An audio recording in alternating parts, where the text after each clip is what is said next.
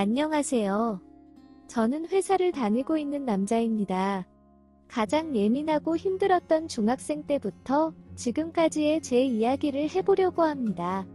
건설자재 및 각종 부자재 등을 유통하는 사업을 하셨던 아버지는 항상 바쁘셨고 집에는 자주 들어오시지 않았습니다. 그래서 항상 엄마와 단둘이 보내는 시간이 많았습니다. 그러다가 제가 중학생이 되던 해에 엄마는 암을 이기지 못하고 하늘나라로 가셨습니다. 엄마가 하늘나라 가는 날에도 아버지는 출장으로 지방에 내려가 계셨고 정말 100번도 넘게 전화를 걸었지만 통화가 되지 않았습니다. 중학생에 있던 제가 혼자서 할 수 있는 건 아버지가 전화를 받을 때까지 전화를 하면서 기다리는 것 외에는 아무것도 없었습니다.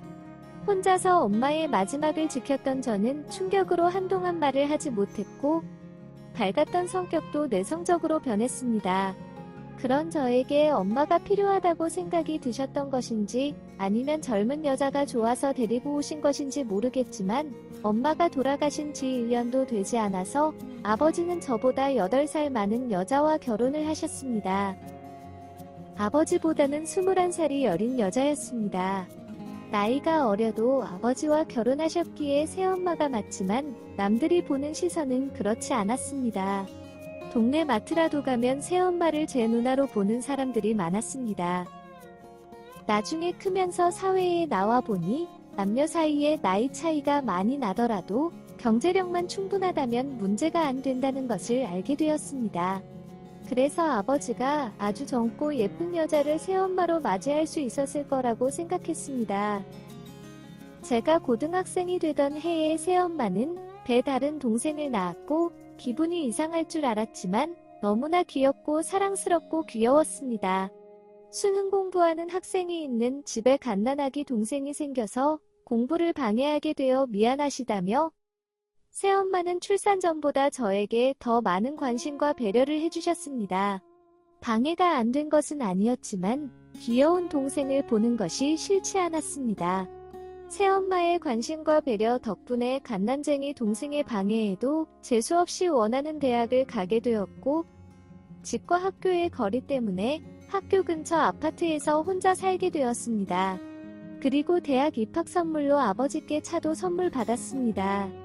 넉넉한 생활비와 용돈, 혼자 살기에 충분하다 못해 넘치는 50평대 아파트, 외제차까지 세상 부러울 것 없이 행복했습니다.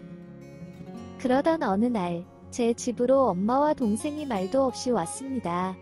어린이집 다니던 동생은 오랜만에 형을 만났다면서 너무 좋아했지만 새엄마의 표정은 좋지 않았습니다. 동생은 저와 한참을 놀다가 잠이 들었고 맥주를 한 잔을 하자며 새엄마가 술과 안주를 사오셨습니다.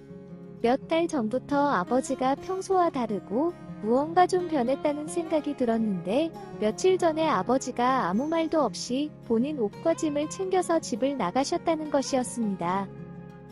하루 이틀이 지나도 집에 오지도 않고 연락도 안 받아서 새엄마가 회사로 찾아갔지만 다시는 회사로 찾아오지 말라며 화만 내시고 돌려보내셨다는 것이었습니다.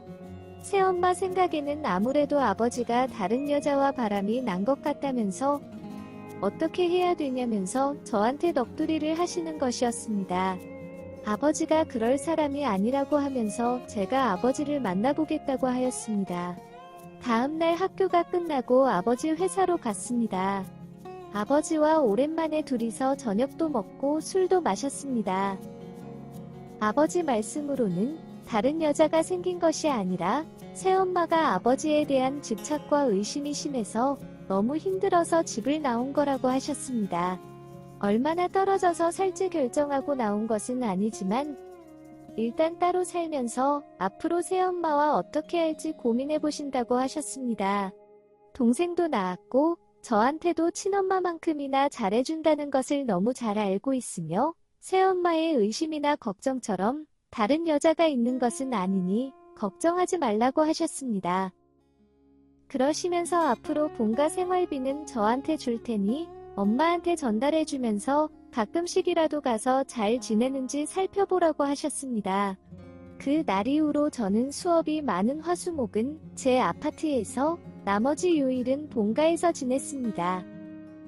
왕복 3시간이나 걸리는 등하교 거리가 멀고 힘들긴 했지만 몇 개월만 지나면 아버지가 다시 집으로 들어오실 줄 알았습니다.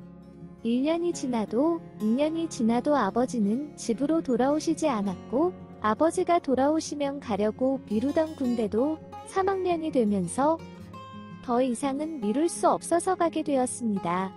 중간중간 휴가를 나왔을 때 아버지와 다 같이 밥은 먹었지만 집에 돌아오시진 않았습니다.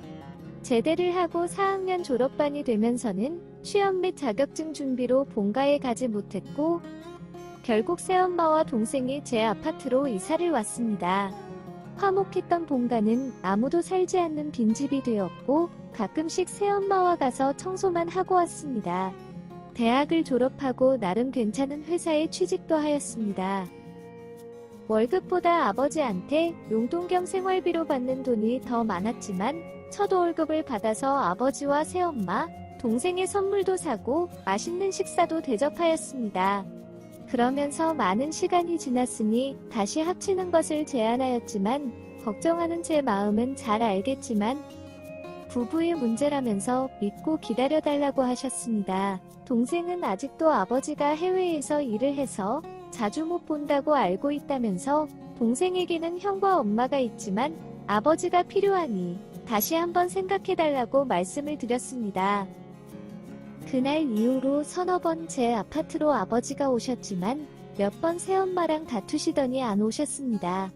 그러던 어느 날 야근을 하고 평소보다 늦게 집에 들어갔더니 새엄마 혼자서 제법 많은 술을 드시고 계셨습니다. 많이 취하신 목소리로 할 말이 있다면서 앉아보라고 하셨습니다.